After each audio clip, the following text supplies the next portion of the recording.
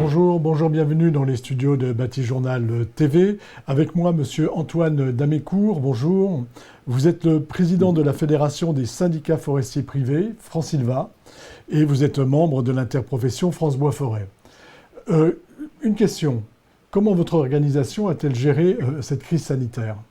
Bah écoutez, elle est tombée un peu comme un coup près. Donc notre production à nous, notre usine, c'est la photosynthèse. Donc la photosynthèse, elle s'est pas arrêtée. Nos forêts ont continué de pousser sans, à mon avis, se rendre compte beaucoup de cette crise du Covid, mais vivant d'autres crises qui sont le réchauffement climatique. Donc le but de Francilva, c'est de défendre les intérêts des propriétaires forestiers. Chose qu'on a essayé de faire au mieux avec notre petite équipe.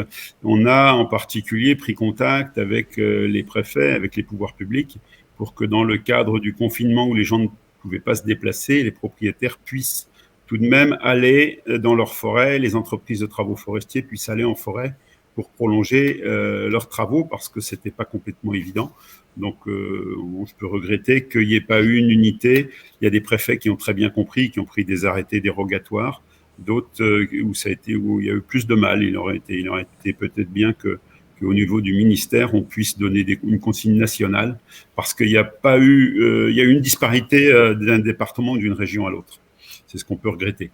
Et puis ensuite, le dernier point, c'était de dire à nos propriétaires sylviculteurs qu'il y avait une grande urgence à ne pas complètement se confiner, continuer à récolter des bois, pour ne pas handicaper plus qu'elles n'étaient les industries de transformation, parce que pour celles qui ne se sont pas arrêtées, il fallait absolument qu'elles continuent à être approvisionnées, et puis aussi pour tous les entreprises de travaux forestiers, parce que il fallait bien qu'elles continuent à travailler. Donc c'est vrai que les propriétaires forestiers sont souvent un peu double actifs, et il y aurait pu y avoir le risque qu'ils se disent je mets la tête sous l'aile et on verra après. Donc nous on a beaucoup communiqué sur le fait qu'il fallait continuer à approvisionner les industries, mais tout en faisant très attention au paiement et à la garantie du paiement, parce qu'on ne peut pas laisser des propriétaires vendre du bois sans garantie de paiement, surtout dans ces périodes un peu difficiles.